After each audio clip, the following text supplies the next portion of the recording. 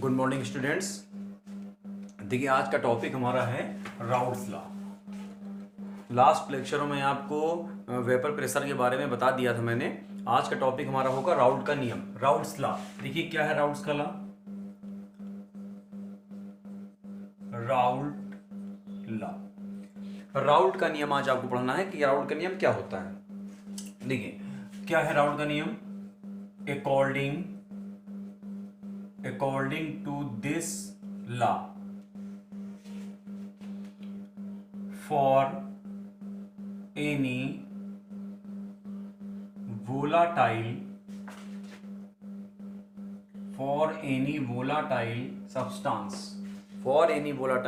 substance, the partial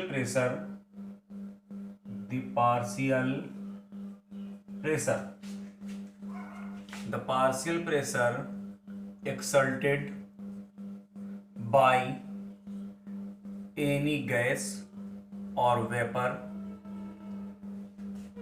on the surface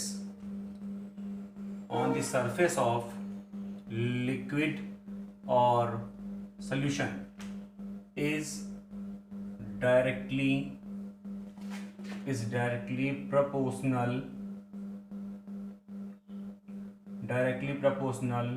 to its mole fraction present in liquid or solution। देखिए ये एक general statement है Raoult का, जो ऐसे ही कुछ रिलेटेड स्टेटमेंट हमारे हेनरी का भी था। बस हेनरी के नियम में और राउल्ट के नियम में थोड़ा सा डिफरेंस है। क्या डिफरेंस है कि जो हेनरी क्या कहता है कि किसी भी एक लिक्विड सॉल्वेंट में अगर किसी भी एक्सटर्नल गैस को हमको उसमें सॉल्युबल करना है तो वो कैसे सॉल्युबल होगा। तो जो हेनरी का लॉ था उसमें सॉल्वेंट अलग था और जो सॉल्यूट गैस थी वो अलग से हमको उसमें सॉल्युबल करनी थी। लेकिन राउल्ट ने क्या किया, राउल्ट ने एक ऐसा सब्सटेंस लिया जो लिक्विड फॉर्म में भी है और वो वेपर फॉर्म में भी होता है। ये है मेन ये राउल्ट का जो लॉ था वो वोलाटाइल सब्सटेंस पे लगता है। ऐसे सब्सटेंस जो लिक्विड फॉर्म में भी होते हैं और जो वेपर फॉर्म में भी होते हैं उन्हें हम लोग वोलाटाइल सब्सटेंस बोलते हैं। जैसे पेट्रोल की बात कर लीजिए आप। तो यही हेनरी और राउल्ट के दो नियम में मेजर डिफरेंस है कि उसमें अलग से आपको एक गैस सॉल्यूट होता है जिसको किसी भी सॉल्वेंट में आपको डिसॉल्व करना होता है, मतलब सॉल्युबल करना होता है। और यहां पर क्या है कि एक ऐसा हम लोग सब्सटेंस लेंगे जो लिक्विड फॉर्म में भी होगा और उसकी वेपर या वो गैस फॉर्म में भी होगा। तो देखिए ये डायरेक्टली एक जनरल स्टेटमेंट है राउल्ट का कि अगर कोई भी एक वोलाटाइल सब्सटेंस होगा तो उसके द्वारा उसकी जो वेपर बनेगी उस वेपर के द्वारा उस सॉल्यूशन की सरफेस पे, उस सॉल्वेंट की सरफेस पे, उस लिक्विड की सरफेस पे उतना ही पार्शियल प्रेशर लगेगा जितने मोल फ्रैक्शन उसके अंदर प्रेजेंट होंगे, उस लिक्विड में प्रेजेंट होंगे जितने उसके मोल फ्रैक्शन। बात को समझिए। जैसे ये कह रहा है, मान लीजिए एक ये लिक्विड है आपके पास में, ये कोई एक लिक्विड है, ये लिक्विड है, ठीक है, और बिल्कुल ये प्योर स्टेट में है और इसकी ये वेपर फॉर्म है। इसकी ये क्या है, ये वेपर फॉर्म है। तो ये वेपर इसकी सरफेस पे, ये वेपर इसकी सरफेस पे जो प्रेशर लगाएगी वो प्रेशर उतना ही लगाएगी जितने इसके मोल फ्रैक्शन इस लिक्विड सॉल्वेंट में, लिक्विड सॉल्यूशन में प्रेजेंट होंगे। ये एक जनरल सा स्टेटमेंट था हमारा राउल्ट का। देखिए वेरी इंपॉर्टेंट राउल्ट्स लॉ है, बहुत सारे एप्लीकेशंस हैं इसके, बहुत सारे यूजफुल एप्लीकेशंस हैं। तो राउल्ट ने इसी बात पे, इसी वोलाटाइल सब्सटेंस को लेते हुए उसने अपना जो वर्क था वो स्टार्ट किया। अपने लॉ को उसने दो कैटेगरी में डिवाइड किया। पहली कैटेगरी क्या उसने डिवाइड कर दी, केस फर्स्ट। उसने एक पहला केस क्या बनाया कि हमारे पास जो सॉल्यूट है, जो उसने सॉल्यूट लिया वो भी वोलाटाइल लिया, बात को बहुत अच्छे समझिए, और जो हमारे पास में सॉल्वेंट लिया वो भी कैसा लिया, वोलाटाइल। दोनों ही अगर हमने वोलाटाइल ले लिए और उसके बाद वो क्या करता है, एक सॉल्यूशन को बनाना चाहता है, राउल्ट एक सॉल्यूशन को बनाना चाहता है जिसमें जो सॉल्यूट होगी वो भी वोलाटाइल है और सॉल्वेंट भी कैसा है, वोलाटाइल है।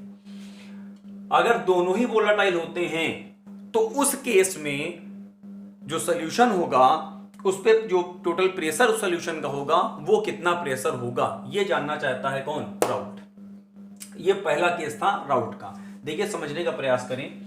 देखिए जैसे मान लीजिए आपके पास में ये एक सॉल्यूट है, यहां पर मैंने क्या किया, एक लिक्विड सब्सटेंस लिया जिसको मैं क्या कहता हूं, सॉल्यूट कहता हूं। चलो इसको मैं ए मान लेते हैं, क्योंकि ये वोलाटाइल है तो ये इसको ऊपर से मैंने बंद करके रखा हुआ है।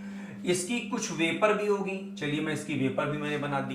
भाई जब वो वोलाटाइल होगा तो लिक्विड फॉर्म में भी होगा और किसमें होगा, वेपर फॉर्म में भी होगा। ठीक, अभी क्या है, ये जो सॉल्यूट है ये प्योर कंडीशन में एकदम शुद्ध है। और मैं लास्ट टाइम भी आपको जो फैक्टर पढ़ा रहा था तो मैंने आपको बताया था कि किसी भी प्योर लिक्विड का जो वेपर प्रेशर होता है वो सॉल्यूशन के वेपर प्रेशर से ज्यादा होता है। इसको आपको बिल्कुल दिमाग में रख के बात करनी है। तो ये सॉल्यूट है हमारा प्योर स्टेट का, ठीक है, इसकी वेपर है, ठीक है। अब ये वेपर इसकी सरफेस से कुछ ना कुछ प्रेशर बना रही होगी, तो इसका जो प्रेशर है इसको मैंने क्या कह दिया, चलिए इसका जो प्रेशर होगा उसको मैं पीए नॉट मान लेता हूं। जो भी इसका प्रेशर होगा उसको हम पीए नॉट मान लेते हैं। ऐसा ही मान लीजिए एक दूसरा हमारे पास और कंटेनर है जिसमें हमने क्या कर लिया, एक दूसरा वोलाटाइल सब्सटेंस लिया, वो भी लिक्विड फॉर्म में है, जिसको मैं क्या कह देता हूं, ये सॉल्वेंट है। और ये भी क्या है, ये भी प्योर स्टेट में है और यहां पर इसकी ये वेपर है, ठीक है। इसकी वेपर का जो प्रेशर होगा उसको मैं क्या कह देता हूं कि ये पीवी नॉट है। बात को समझिए, एक सॉल्यूट है ए, ठीक है, और उसकी वेपर फॉर्म है, ये उसका लिक्विड फॉर्म, यहां लिखे दे रहा हूं, ये सॉल्वेंट है बी, ये क्या है, ये लिक्विड फॉर्म है, और ये भी कैसी है, ये भी लिक्विड फॉर्म है। और ये जो है उस सॉल्यूट की कैसी फॉर्म है, ये गैस फॉर्म है, सॉल्यूट की गैस फॉर्म है। और ये क्या है, ये भी क्या है, गैस फॉर्म है, सॉल्वेंट की गैस फॉर्म है। तो ये लोग इस सरफेस पे क्या करेंगे, प्रेशर लगाएंगे, अप्लाई प्रेशर लगाएंगे। उसके बाद क्या किया कि हम इन दोनों को मिला करके एक सोल्यूशन को बनाना चाहते हैं। सोल्यूशन बनाने के लिए क्या करेंगे, चलिए मान लिया हमने इन दोनों को मिला करके, देखिए अभी जब ये प्योर स्टेट में सोल्यूट है तो इसकी सरफेस पे केवल सोल्यूट के ही मॉलिक्यूल्स हैं। यहाँ सॉल्वेंट है तो इसकी सरफेस पे क्या है, सॉल्वेंट के मॉलिक्यूल्स हैं। लेकिन जब दोनों को हम लोग उठा करके मिला देंगे तो सरफेस से मॉलिक्यूल्स तो कम हो जाएंगे ना, ए के मॉलिक्यूल्स यहां के रिस्पेक्ट में कम हो जाएंगे, बी के मॉलिक्यूल यहां के रिस्पेक्ट में यहां क्या हो जाएंगे, कम हो जाएंगे, सीधी सी बात है। चलिए मैं क्या करता हूं, दोनों को मिला करके यहां पे एक सोल्यूशन बनाना चाहता हूं, ठीक है, एक सोल्यूशन मैंने बना दिया। तो जब मैं सोल्यूशन बनाऊंगा तो देखिए यहां पर सरफेस पे ए के मॉलिक्यूल भी होंगे और बी के मॉलिक्यूल भी होंगे, समझिए जरा, ए के मॉलिक्यूल भी होंगे और बी के मॉलिक्यूल भी होंगे, दोनों के मॉलिक्यूल होंगे। भाई जब दोनों को मिला दिया क्या, ठीक है ना। तो चलो मैं मान लेता हूं कि ये ए के मॉलिक्यूल जो बी के मॉलिक्यूल है उनको मैं डैश कर देता हूं, ऐसे कुछ अलग करने के लिए। चलो बी के मॉलिक्यूल को मैं कुछ अलग कर देते हैं, ये बी के मॉलिक्यूल है, ठीक, ये बी हैं और ये मॉलिक्यूल कैसे हैं, ए हैं हमारे। तो अब देखो ना, ए के यहां पर जितने, यहां सब ए के मॉलिक्यूल थे लेकिन यहाँ ए के तो नहीं, यहाँ पे बी के ही मॉलिक्यूल आ गए। हालांकि दोनों ही वोलेटाइल हैं तो दोनों ही क्या होंगे, वेपर ज्यादा फॉर्म में बनाएंगे। लेकिन हमको यहाँ पे एक कंडीशन लेके ये चलना है कि हम चलो ये मान लेते हैं कि जो पीबी है, पीबी नॉट की जो वैल्यू है ये पीए नॉट की वैल्यू से हम इसको क्या कर लेते हैं, कम मान के चलते हैं। कुछ ना कुछ मानना पड़ेगा, आप किसी को मान सकते हो, इनको ज्यादा मान सकते हो, इनको कम मान सकते हो, इनको ज्यादा, किसी एक को आपको ये कंडीशन ले करके चलनी है आपको। जब हमने ये माना कि हमने यहां से इनके इसमें कितने मोल फ्रैक्शन डाल दिए, एक्स ए मोल फ्रैक्शन प्रेजेंट है, और यहां से इनके कितने मोल फ्रैक्शन यहां पर प्रेजेंट हैं, X B mole fraction present है, ठीक। जब ये प्योरीफाई फॉर्म में थे तो इनका प्रेशर था पीए नॉट, इनका था पीबी नॉट। जब दोनों को मिला दिया तो चलो हमने मान लिया कि ये जो ए वाले हैं इनका प्रेशर कैसा हो गया, पीए हो गया, और जो बी वाले हमारे पास में हैं इनका प्रेशर कैसा हमारा हो गया, पीबी हो गया।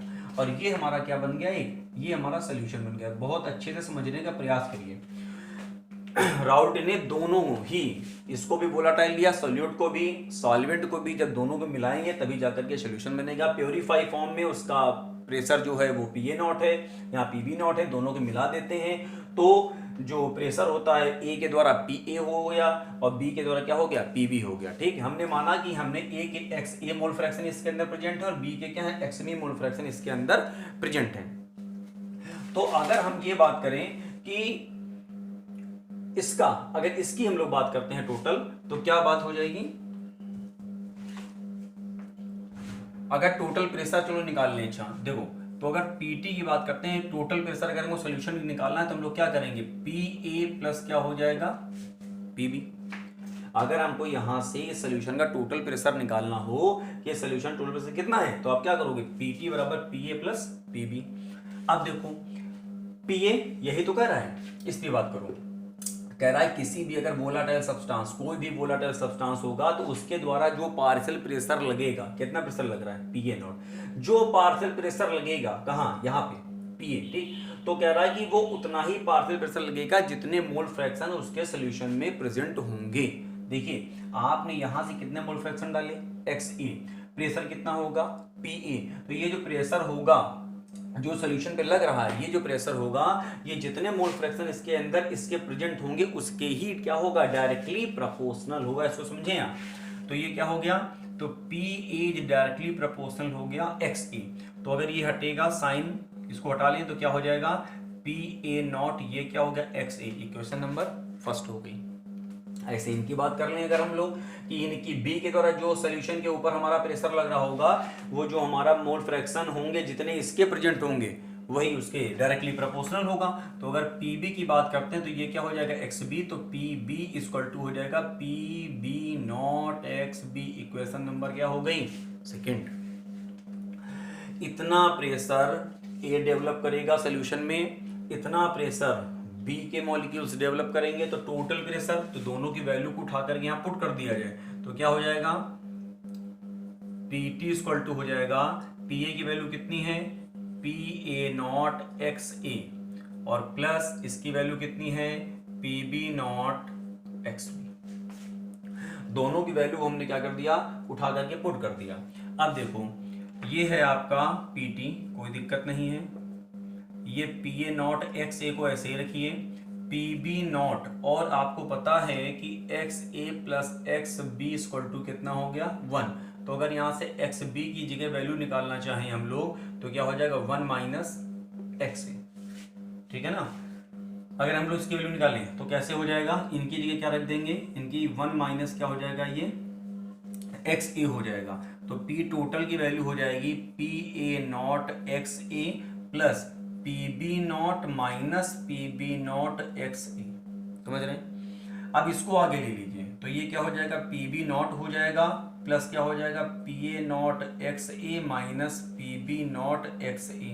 तो ये हो गया पी बी नॉट प्लस, यहां से क्या कॉमन हो जाएगा, एक्स ए को कॉमन कर लें, ये हो गया P A not minus P B not. ये वैल्यू किसकी आ गई, टोटल प्रेशर की।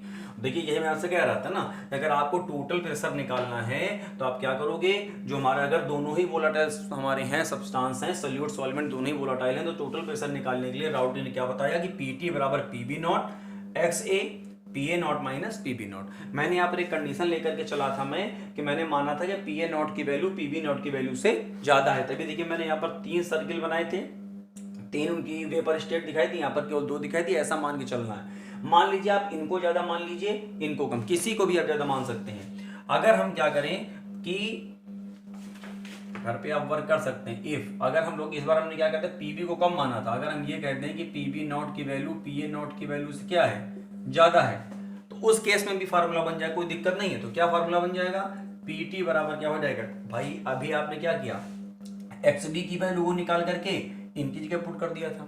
अब इस बार क्या करोगे, एक्स ए की वैल्यू निकाल करके इनकी जगह पुट कर दोगे तो वैल्यू आ जाएगी। तो क्या फाइनल वैल्यू बनेगी, पीटी बराबर बनेगा क्या करके आपका पी ए नॉट प्लस बनेगा पी बी नॉट माइनस बनेगा पी ए नॉट, और ये क्या हो जाएगा हमारा एक्स बी। ये फाइनल फार्मूला हमारा जाकर के बनेगा। तो ये केस नंबर राउंड का पहला था। कि अगर दोनों ही आपके सॉल्यूट और सॉल्वेंट दोनों वोलाटाइल होंगे, उस कंडीशन में अगर किसी भी सोल्यूशन को बनाते हैं तो उस कंडीशन में जो हमारा सोल्यूशन होगा उस पर कितना प्रेशर लगेगा टोटल, तो आपको समझाना चाहिए P B not plus X A in bracket P A not minus P B not. अगर आप किसी भी एक को भी आप बड़ा या किसी को आप छोटा मान सकते हैं। इतने को आप नोट करिए, फिर मैं आपको आगे दूसरा केस बताता हूं।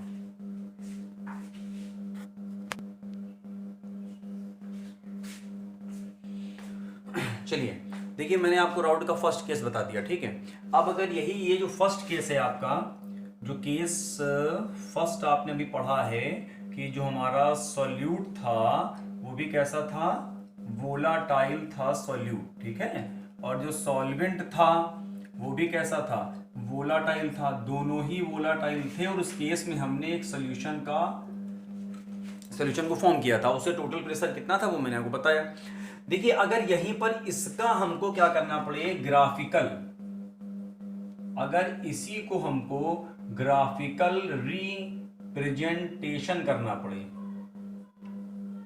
क्वेश्चन कई बार आया है कि राउड्स के लॉ को ग्राफ के द्वारा रिप्रेजेंट करिए। ग्राफ के द्वारा कैसे आप किसी चीज को बताएंगे, तो देखिए अभी आपने क्या बताया, अभी आपने बताया कि जो P A is directly proportional X A था, तो आपने बताया था कि पी ए बराबर होता है P A not X A, ये था सॉल्यूट के लिए। इसको मैं क्वेश्चन नंबर फर्स्ट लेट कर लेता हूं।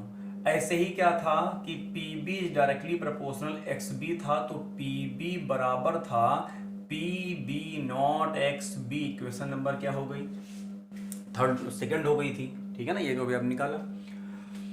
अब देखो ये तो हमारे पास सॉल्यूट के लिए है और ये हमारे पास क्या है, सॉल्वेंट के लिए है। और जब इन दोनों लोगों को हम जोड़ देते हैं तो क्या इक्वेशन आती है, on adding equation first and second. अगर जोड़ते हैं तो पी टी बराबर क्या वैल्यू आ रही थी, आप तो समझ रहे थे कि पी ए प्लस क्या आ रहा था, पी बी आ रहा था।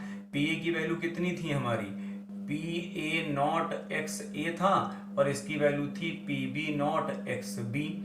तो अगर यहाँ पे P A not X A plus P B naught और 1 माइनस एक्स ए था, तो अभी हमने आपको बता दिया था कि ये यहाँ से क्या होगा, पी बी नॉट हो जाएगा, यहाँ से एक्स ए बाहर हो जाएगा, ये पी ए नॉट माइनस क्या हो गया था, ये पी बी नॉट। ये आपका पी टी बराबर फार्मूला निकल करके आया था जो अभी आपने यहाँ पर नोट किया था।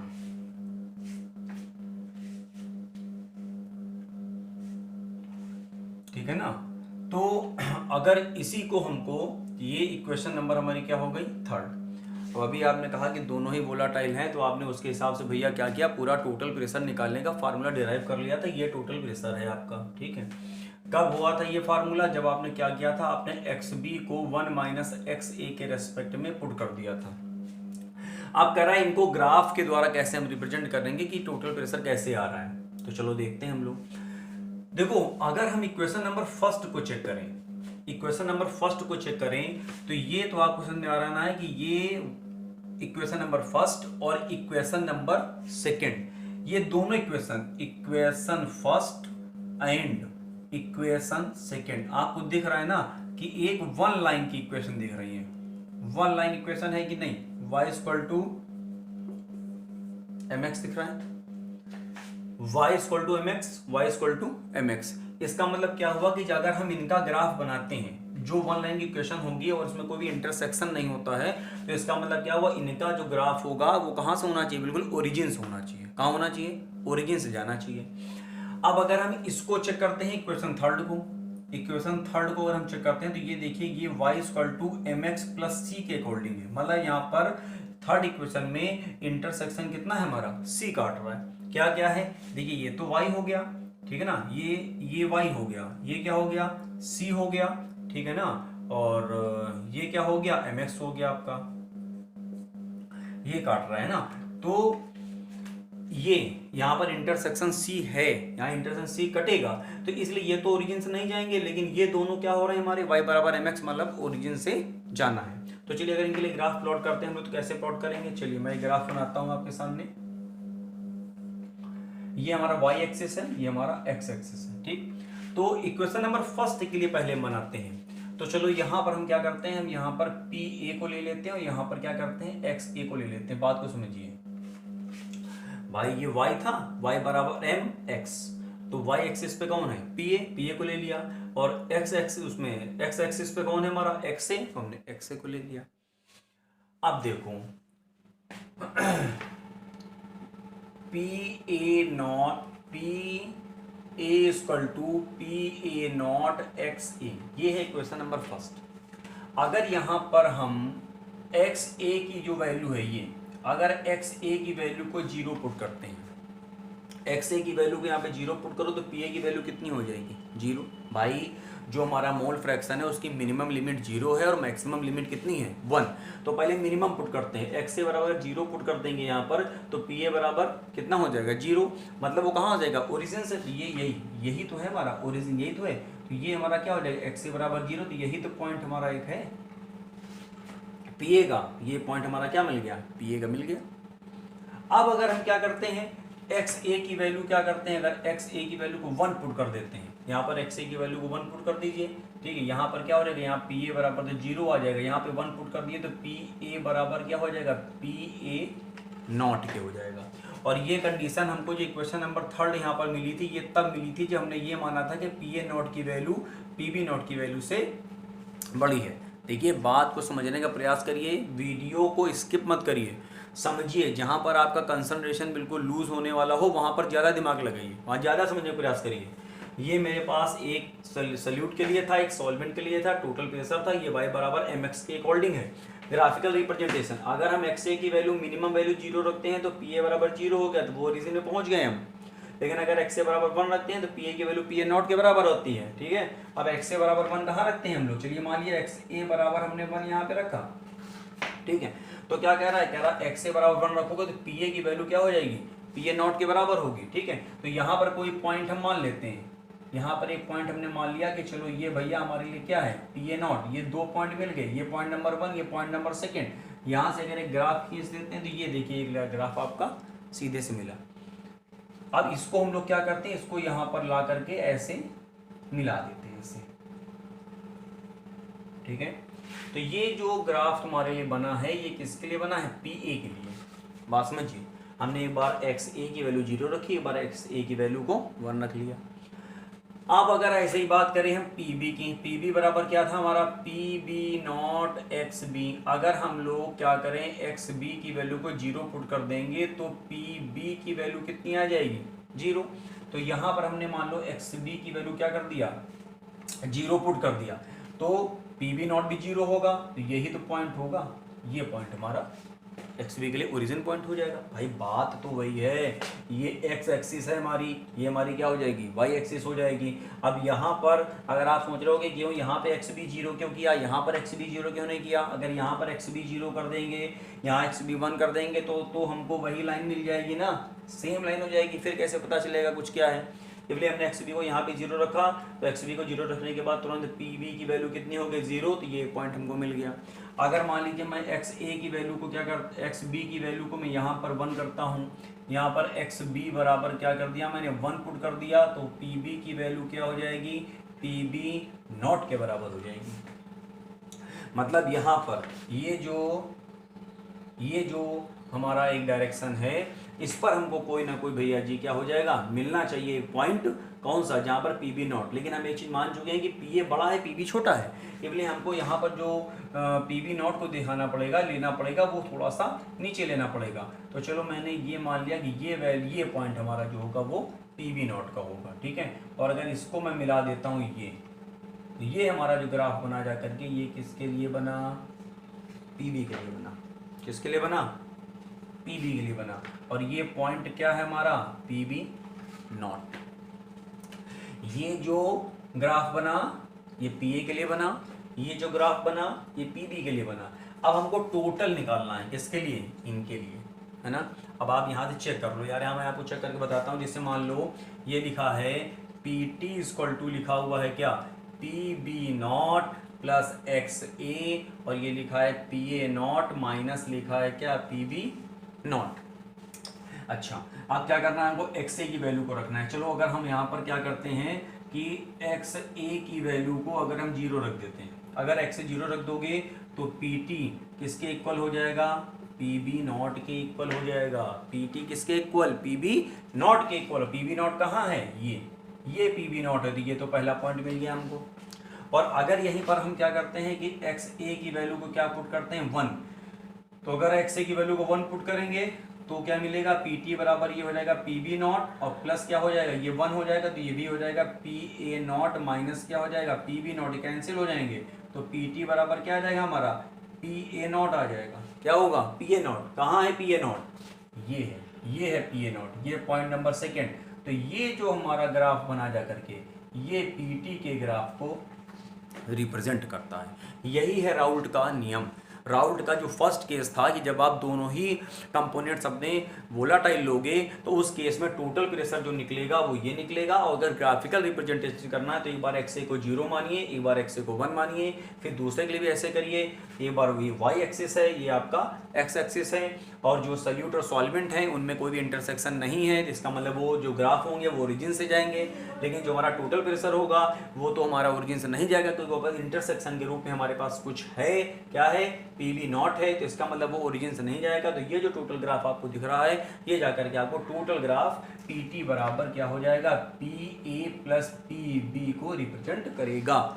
ये था आपका पहला स्टेटमेंट राउल्ट का, इसको आप नोट कर लीजिए। इसके आगे मैं आपको सेकंड स्टेटमेंट बताता हूं।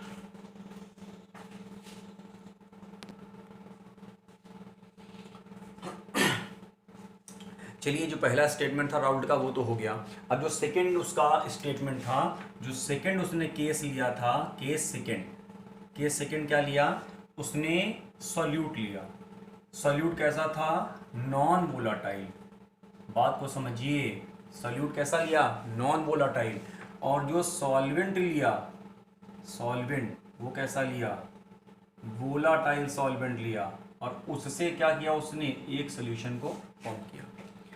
देखिए लास्ट वाले में दोनों ही वोलाटाइल थे, दोनों के वेपर बन रही थी, लेकिन यहाँ पर क्या है, ये नॉन वोलाटाइल, इसकी वेपर तो बनने वाली नहीं, केवल वेपर किसकी बनेगी, इसकी।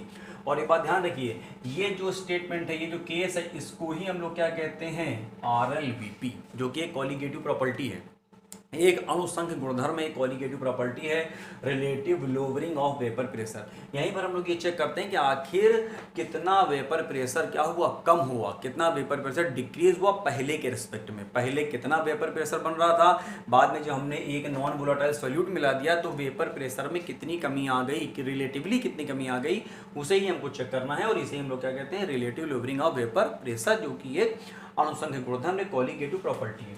देखिए इसको समझिए जरा। जैसे मान लीजिए यहां पर एक आपके पास में एक लिक्विड है, एक लिक्विड है, ठीक है, वोलाटाइल। ये एक आपके पास में वोलाटाइल लिक्विड है, जिसे मैं ए कह देता हूं, तो इसकी वेपर भी होगी, ठीक है। वेपर के द्वारा जो प्रेशर होगा वो कितना होगा, पीए नॉट होगा। मैं साफ साफ आपको बता रहा हूँ, याद रखिएगा, प्योर फॉर्म है, एकदम प्योर फॉर्म है इसका ये, ठीक है। अभी हमने एक सॉल्वेंट लिया है, एक लिक्विड लिया है, जो कि पूरी तरीके से कैसा है, वोलाटाइल है, प्योर है, और उसके द्वारा जो वेपर बन रही है, जो गैस फॉर्म बन रही है, इस गैस फॉर्म का जो प्रेशर है हमारे पास में वो कितना है हमारा, पीए नॉट है। फिर हमने क्या किया कि एक नॉन वोलाटाइल सॉल्यूट जो था वो मैंने इसमें मिला दिया, मिला करके मैं एक सोल्यूशन बना दिया मैंने। तो ये देखिए एक सोल्यूशन बन गया, ठीक है, एक सोल्यूशन बन गया। तो एक बात को समझिए, पहले क्या था कि ये शुद्ध रूप में आपका एक वोलाटाइल सॉल्यूशन था, तो केवल इसी की वेपर बन रही थी, केवल इसी की वेपर थी। और आपको मैंने बताया था कि सॉल्यूशन से ज़्यादा एक प्योर लिक्विड का वेपर अधिक होती है, तो यहाँ पर इनकी प्रेशर होगा, इन्हीं के द्वारा प्रेशर बना रही होगी, ज़्यादा प्रेशर बना रही होगी। लेकिन जब सॉल्यूट मिला दिया, वो तो नॉन वोलेटाइल है, वो तो वेपर बनाएगा नहीं। तो अब क्या हो गया, इसकी सरफेस पे, लिक्विड की सरफेस है, यहाँ पर तो केवल सारे किसके थे, इन्हीं के मॉलिक्यूल थे। जब इनको मिला दिया तो इसके साथ में जो सॉल्यूट है उसके मॉलिक्यूल्स क्या हो गए, मिल गए होंगे। तो अब क्या हुआ, इसका प्रेशर क्या हो गया होगा, कम हो गया होगा, नहीं कम हो गया, कम हो गया। तो ये कितना मान लिया मैंने माना कि इनका प्रेशर पीए, मिलाने के बाद इनका प्रेशर कितना हो गया, पीए हो गया, ठीक। तो ये हमारा एक सोल्यूशन है, ये कैसा है, सोल्यूशन है, जिसमें चलो मैं क्या करता हूं कि मैं इनको, ये जो डैश वाले हैं, इनको डैश वालों को मैं दिखा देता हूँ कि ये हमारे ए टाइप के हैं। ए टाइप मतलब सॉल्वेंट के मॉलिक्यूल हैं, और ये जो है हमारे ये सॉल्यूट के हैं, सॉल्यूट के मॉलिक्यूल हैं। और आपको पता है कि जो सॉल्यूट है वो नॉन वोलेटाइल है, तो उसकी वेपर बनने वाली नहीं है। तो अब बताओ कि ये जो पांचवें प्रेशर होगा, ठीक है, ये प्रेशर कितना होगा? ये प्रेशर किसके डायरेक्टली प्रोपोर्शनल होगा? जितने इसके मोल फ्रैक्शन इसके अंदर होंगे तो वो एक्स से होंगे। तो क्या हो जाएगा? P A is directly proportional X A. तो पी ए बराबर क्या हो गया? P A not X A. ये हम लोग पहले भी कर चुके हैं, ठीक है। देखिए पहले वेपर प्रेशर कितना था इसका? P A not. बाद में कितना होगा? P A. यहाँ ज्यादा होगा यहाँ, जब ये शुद्ध रूप में, मैं आपको बता चुका हूँ, शुद्ध रूप में जो विलायक होगा, जो द्रव होगा, उसका वाष्प दाब विलयन के रिस्पेक्ट में हमेशा ज्यादा होता है। तो ये ज्यादा और ये क्या हो गया? कम। तो कितने की कमी आ गई? तो डेल्टा पी बराबर हम लोग बात करें तो कितना हो जाएगा? पी ए नॉट माइनस क्या हो गया? ये पी ए, ये तो हो गया पी ए नॉट माइनस क्या हो गया? पी ए हो गया। अब पी ए की वैल्यू कितनी निकली है? Delta P equal to P A not minus P A की वैल्यू कितनी है? P A not X A. यहाँ से पी ए नॉट कॉमन कर लेंगे तो क्या हो जाएगा? P A naught in bracket 1 minus X A. हमको पता है कि 1 minus X A equal to क्या हो जाएगा? X B. तो डेल्टा पी इक्वल टू क्या हो गया? P A not X B. तो डेल्टा पी, इसको नीचे ले आइए, P A naught equal to कितना हो गया? X B. यही हमारा है क्या?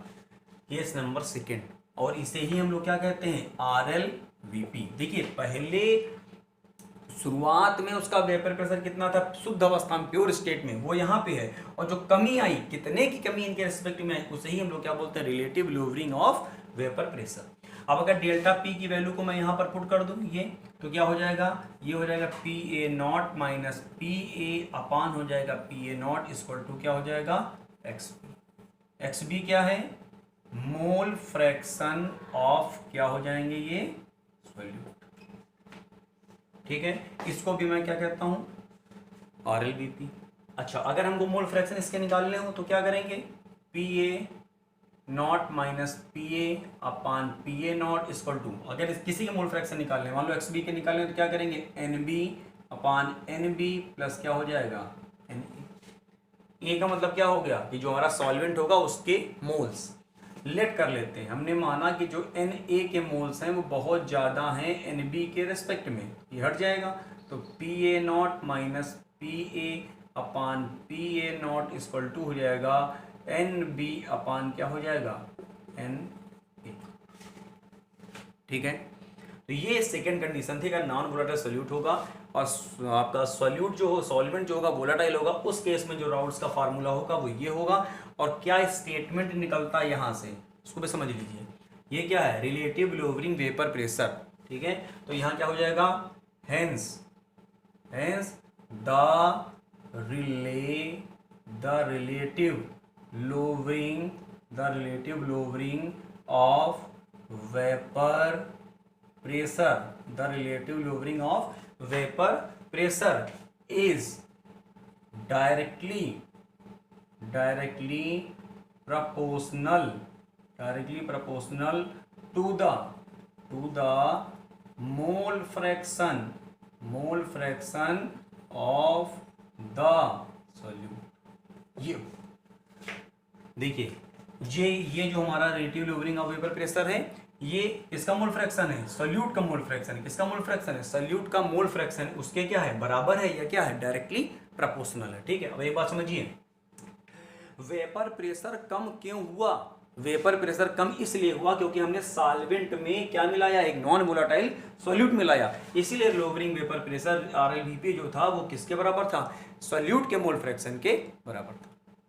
स्टूडेंट्स, राउल्ट्स का नियम पूरी तरीके से कंप्लीट हो चुका है। दोनों मैंने स्टेटमेंट आपको बताए हैं बहुत ही अच्छे से, और ये तो वेरी इंपॉर्टेंट है क्योंकि ये एक कॉलिगेटिव प्रॉपर्टी है, तो ये बहुत इंपॉर्टेंट है। इसको सही तरीके से आप पढ़िए, याद करिए। इसमें बहुत सारे न्यूमेरिकल्स, बहुत सारे स्टेटमेंट आते हैं। इसके बाद में अगला टॉपिक अगले दिन आपको समझाऊंगा, बताऊंगा।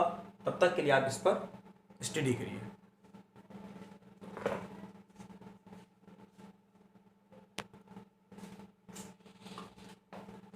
इस वीडियो को इस वीडियो को आप दोबारा बैक करके एक नहीं 2 3 4 बार देखिए। Case number first, case number second, graphical representation कैसे होता है, राउट्स का नियम क्या है क्या नहीं है, उन पे सब पे आप कायदे से इसको फॉलो करिए। इन पर जो न्यूमेरिकल्स होंगे उनकी मैं बात आगे करूंगा, एक एक न्यूमेरिकल्स आपको लगवाऊंगा। फिलहाल यहाँ पर ये जो दोनों केस थे वो मैंने बता दिया। ये RLVP है जो कि बहुत ही इंपॉर्टेंट है, इसके पहले वाला बहुत ज़्यादा इंपॉर्टेंट था। ठीक है, केस आपका जो था पहले वाला उसका जो स्टेटमेंट था वो मैंने आपको बता दिया था।